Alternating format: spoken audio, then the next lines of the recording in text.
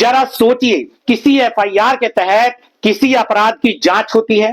Police कहती है कि आपके खिलाफ कोई सबूत नहीं है और पुलिस आपका नाम निकाल देती है और आपकी तरफ से केस बंद कर दिया जाता है।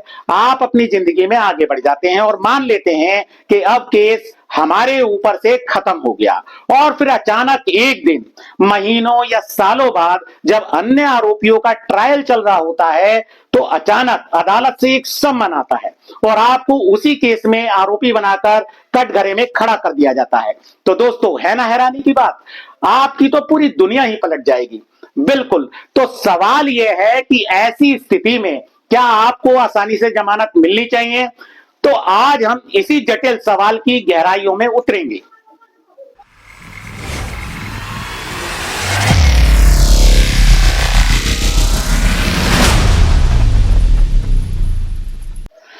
नमस्कार दोस्तों, हमारा आज की जानकारी का जो सोर्स है वो एमडी इमरान @DC गुड्डू बनाम झारखंड राज्य मामले में सुप्रीम कोर्ट का एक बहुत ही महत्वपूर्ण फैसला है। यह फैसला सीआरपीसी यानी कि दंड प्रक्रिया संहिता की धारा 319 के तहत आता है। ये बीच ट्रायल में जोड़े गए आरोपी के जमानत के अधिकार को एक तरह से नए सिरे से परिभाषित करता है। तो आज का हमारा जो मिशन है, इस कानूनी उलझन को सुलझाना है। आज की वीडियो में हम ये समझेंगे कि धारा 319 सीआरपीसी की असाधारण शक्ति क्या है और माननीय सुप्रीम कोर्ट ने व्यक्तिगत स्वतंत्रता और न्याय की जरूरत के बीच एक नया संतुलन कैसे बनाया है। तो चलिए इस मामले की परतें खोलते हैं। तो कहानी शुरू होती है झारखंड में हुई एक हत्या से। एक एफआईआर दर्ज हुई जिसमें 9 लोगों का नाम थे, लेकिन जब पुलिस ने अपनी इन्वेस्टिगेशन पूरी की तो पुलिस ने चार्जशीट सिर्फ 3 लोगों के खिलाफ दायर की और बाकी 6 लोगों के खिलाफ केस बंद कर दिया। पुलिस का कहना था कि उनके खिलाफ कोई सबूत ही नहीं मिला। यहीं पर आपको एफआईआर और चार्जशीट का फर्क समझना बहुत जरूरी हो जाता है। देखिए, एफआईआर तो सिर्फ अपराध की पहली सूचना है, वह किसी भी जानकारी के आधार पर हो सकती है, लेकिन चार्जशीट पुलिस की एक लंबी जांच का नतीजा होती है। इसमें पुलिस अदालत को यह बताती है कि सबूतों की गहन पड़ताल के बाद उनकी नजर में असल में किन लोगों पर मुकदमा चलाया जाना चाहिए। तो इस मामले में पुलिस की जांच ने एक तरह से 9 में से 6 लोगों को क्लीन चिट दे दी थी और कह दिया था कि ये निर्दोष हैं। तो अब मुकदमा सिर्फ 3 लोगों पर शुरू हुआ, लेकिन फिर कहानी में एक नाटकीय मोड़ आया। ट्रायल के दौरान जब गवाहों ने अपनी गवाही दी तो उन्होंने फिर से उन सभी 9 लोगों के नाम ले लिए जिनका नाम शुरुआती एफआईआर में था। और यहीं पर कानून का एक बहुत शक्तिशाली प्रावधान सीआरपीसी की धारा 319 तस्वीर में आता है। जी हां, धारा 319 सीआरपीसी। ये धारा अदालत को एक असाधारण शक्ति देती है कि अगर ट्रायल के दौरान अदालत को पेश किए गए सबूतों से ये लगता है कि अपराध में कोई और भी शामिल था जिसका नाम चार्जशीट में नहीं है और जिसे पुलिस ने शामिल नहीं किया है, तो अदालत उसे सम्मन भेजकर ट्रायल में आरोपी के तौर पर शामिल कर सकती है। तो आप समझे कि अदालत के पास ये धारा 319 सीआरपीसी कितना शक्तिशाली टूल है। इस धारा को कानून में शामिल करने का मतलब साफ है कि कोई भी असली दोषी सिर्फ इसलिए ना बच जाए क्योंकि पुलिस की शुरुआती जांच में उसका नाम छूट गया था, लेकिन इसमें तो किसी निर्दोष व्यक्ति के फंसने का भी तो खतरा हो सकता है। यहाँ अदालत इस शक्ति और व्यक्तिगत स्वतंत्रता के बीच संतुलन कैसे बनाती है, यही इस पूरे मामले का केंद्र बिंदु है। धारा 319 सीआरपीसी एक 2 धारी तलवार है। ये न्याय सुनिश्चित करने के लिए जरूरी है, लेकिन इसका गलत इस्तेमाल किसी की जिंदगी बर्बाद कर सकता है। और हमारा आज का जो पूरा विश्लेषण है इसी संतुलन को समझने पर केंद्रित है। तो इस मामले में गवाहों की गवाही के आधार पर धारा 319 सीआरपीसी के तहत एक प्रार्थना पत्र दिया गया था। ट्रायल कोर्ट ने इस प्रार्थना पत्र को आंशिक रूप से स्वीकार किया और जिन 6 लोगों को पुलिस ने छोड़ दिया था, चार्जशीट में से निकाल दिया था, उनमें से 3 लोगों को, जिनमें इस मुकदमे के याचिकाकर्ता एमडी इमरान भी थे, जिन्हें अदालत ने अतिरिक्त आरोपी के तौर पर तलब किया था और एमडी इमरान को गैर जमानती वारंट पर गिरफ्तार करके जेल भेज दिया गया। जब उन्होंने जमानत के लिए झारखंड हाई कोर्ट में बेल डाली तो उसे खारिज कर दिया गया और कोर्ट का यहां पर यह तर्क था कि जब ट्रायल के दौरान सबूतों के आधार पर किसी को बुलाया गया है तो मामला गंभीर है, जमानत नहीं दी जा सकती। लेकिन यहां एक बहुत ही अजीब बात हुई, जो बाकी दो लोग एमडी इमरान के साथ ही नए आरोपी बनाए गए थे, उन्हें उसी हाई कोर्ट की एक दूसरी बेंच से अग्रिम जमानत मिल गई। यहां यह बहुत ही अजीब था। मतलब एक ही जैसे सबूत, एक ही तरह से आरोपी बने तीन लोग, लेकिन एक जेल में और दो बाहर। ये तो न्याय के सिद्धांत के खिलाफ लगता है। और यहीं पर कानून का एक बेहद जरूरी सिद्धांत, समानता का सिद्धांत सामने आता है। समानता का सिद्धांत का सीधा सा मतलब है कि अगर एक जैसे तथ्यों और सबूतों वाले सह आरोपियों को जमानत दी गई है, तो दूसरे आरोपी को जमानत से सिर्फ इसलिए इनकार नहीं किया जा सकता कि उसकी बेल दूसरे जज साहब के सामने लगी है। न्याय में एक रूपता और निष्पक्षता होनी चाहिए। तो मामला पूरी तरह उलझ गया था। एक तरफ एमडी इमरान थे, जिन्हें जमानत नहीं मिली, और दूसरी तरफ राज्य सरकार थी, जो बाकी दो को मिली अग्रिम जमानत से नाखुश थी। तो जाहिर है, यह मामला सुप्रीम कोर्ट तो पहुंचना ही था।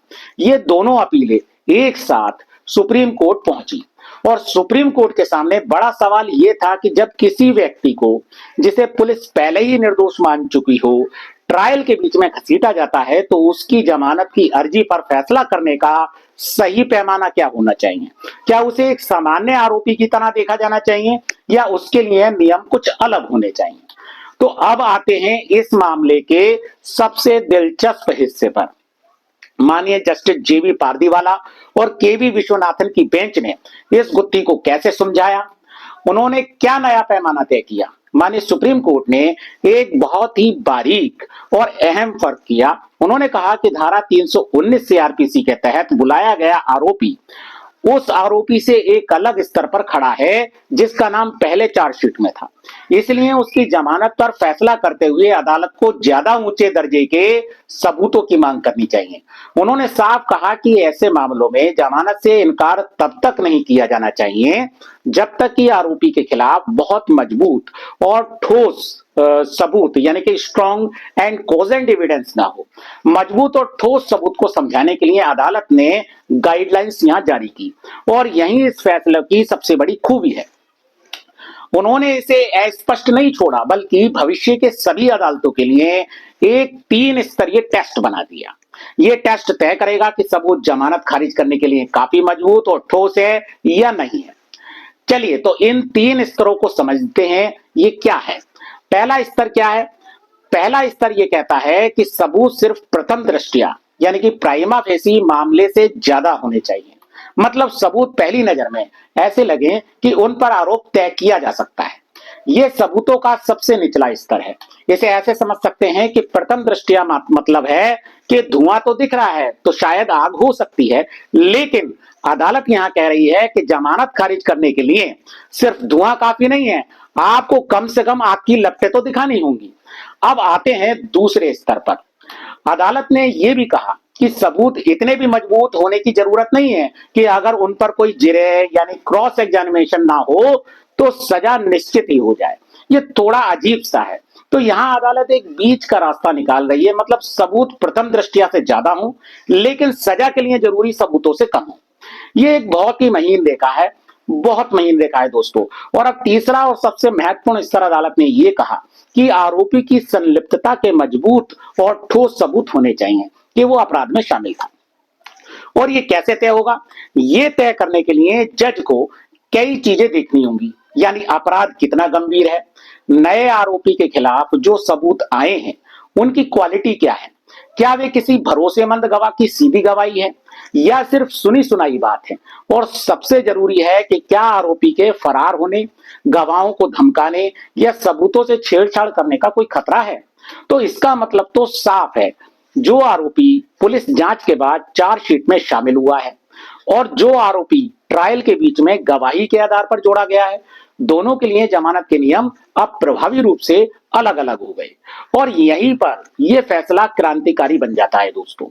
माननीय सुप्रीम कोर्ट का तर्क बहुत सीधा है।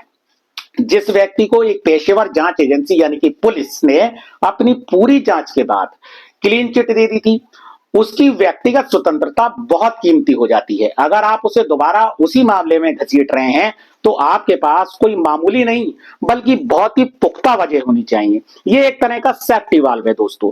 बिल्कुल ये धारा 319 सीआरपीसी के संभावित दुरुपयोग के खिलाफ एक सुरक्षा कवच की तरह है। ये एक तरह से तो बहुत तार्किक लगता है और व्यक्तिगत स्वतंत्रता की रक्षा भी करता है, पर क्या इसका दूसरा पहलू ये नहीं है कि इससे असली दोषी, जो शायद चालाकी से या किसी मिलीभगत से शुरुआती जांच से बच निकला था, उसे जमानत मिलना आसान हो जाएगा? क्या ये पीड़ित के साथ अन्याय नहीं होगा? ये एक बहुत ही वैध चिंता है और अदालतें हमेशा इस संतुलन से जूझती हैं। लेकिन सुप्रीम कोर्ट का दृष्टिकोण यह है कि हमारी आपराधिक न्याय प्रणाली का आधार क्या है कि भले ही 100 दोषी छूट जाएं, पर एक निर्दोष को सजा नहीं होनी चाहिए। बिल्कुल इस मामले में अदालत यही कह रही है कि किसी को ट्रायल के बीच में शामिल करना एक असाधारण कदम है और असाधारण कदम के लिए असाधारण सबूतों की जरूरत होती है। अगर सबूत वाकई मजबूत और ठोस हैं, तो जमानत खारिज की जाएगी। यह फैसला सिर्फ हल्के या संदिग्ध सबूतों के आधार पर किसी को जेल में डालने से रोकता है। यह स्पष्टीकरण महत्वपूर्ण है। तो इन नए और कड़े नियमों को लागू करते हुए सुप्रीम कोर्ट ने एमडी इमरान के मामले में आखिर क्या फैसला दिया? सुप्रीम कोर्ट ने इस 3 स्तरीय टेस्ट को एमडी इमरान के केस पर लागू किया। उन्होंने पाया कि गवाही में जो सबूत उनके खिलाफ आए थे वो उस उच्च सीमा तक को पूरा नहीं करते हैं जो जमानत से इनकार करने के लिए जरूरी है। मतलब सबूत उतने मजबूत नहीं थे कि एक ऐसे व्यक्ति को जिसे पुलिस पहले ही छोड़ चुकी थी, उसे सलाखों के पीछे रखना न्यायोचित हो। और बात करें समानता के सिद्धांत की, जिसमें बाकी 2 सह आरोपियों को तो जमानत मिल चुकी थी, अदालत ने उस पर भी जोर दिया। उन्होंने कहा कि समानता का सिद्धांत पूरी तरह से याचिकाकर्ता के पक्ष में है। जब समान सबूतों के आधार पर बनाए गए सह आरोपियों को जमानत पर रिहा कर दिया गया था, तो एमडी इमरान को जेल में रखना भेदभावपूर्ण और अनुचित था। न्याय में मनमानी की कोई जगह नहीं होती दोस्तों, हरगिज नहीं। तो अंत में याचिकाकर्ता को जमानत पर रिहा करने का आदेश दे दिया गया। और बात करते हैं राज्य सरकार की अपील की, जिसमें उन्होंने बाकी 2 को मिली अग्रिम जमानत को चुनौती दी थी, तो उसे भी खारिज कर दिया गया। माने सुप्रीम कोर्ट ने कहा कि हाई कोर्ट का उन 2 आरोपियों को अग्रिम जमानत देने का फैसला सही था और उसमें दखल देने की कोई जरूरत नहीं है। तो अंततः तीनों नए आरोपी जमानत पर बाहर आ गए और न्याय में एकरूपता स्थापित हुई। अगर हम इस फैसले के दूरगामी परिणामों को देखें, तो ये सिर्फ एक केस का फैसला नहीं, ये निचली अदालतों के लिए एक साफ संदेश है। ये फैसला ट्रायल कोर्ट और हाई कोर्ट के लिए एक स्पष्ट दिशा निर्देश है। अब जब भी उनके सामने धारा 319 सीआरपीसी का मामला आएगा, तो उन्हें जमानत पर फैसला करते समय इन कड़े पैमानों का पालन करना होगा। यह फैसला व्यक्तिगत स्वतंत्रता के अधिकार की रक्षा करता है, जो हमारे संविधान का मूल स्तंभ है। यह सुनिश्चित करता है कि धारा 319 सीआरपीसी जैसी असाधारण शक्ति का इस्तेमाल किसी को परेशान करने या बदला लेने के लिए ना किया जाए। ये राज्य की शक्ति और व्यक्ति के अधिकारों के बीच एक बहुत जरूरी और एक स्वस्थ संतुलन बनाता है।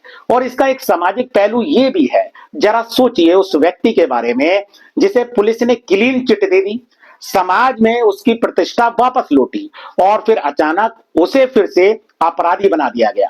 बिल्कुल ये फैसला उस व्यक्ति को एक कानूनी कवच देता है कि उसे बिना ठोस वजह के दोबारा उस मानसिक और सामाजिक प्रताड़ना से नहीं गुजरना पड़े।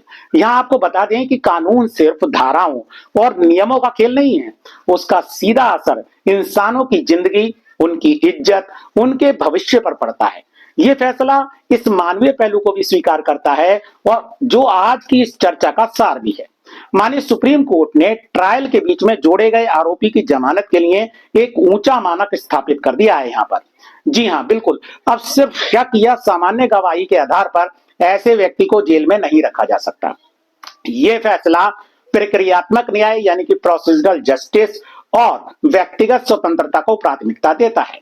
यह फैसला अदालत की प्रक्रिया और आरोपी के अधिकारों पर बहुत स्पष्ट है, लेकिन यह हमें एक और गहरे सवाल पर सोचने के लिए भी मजबूर करता है, जिसके बारे में मैंने शुरू में भी बात की थी। आखिर ऐसी नौबत आती ही क्यों है?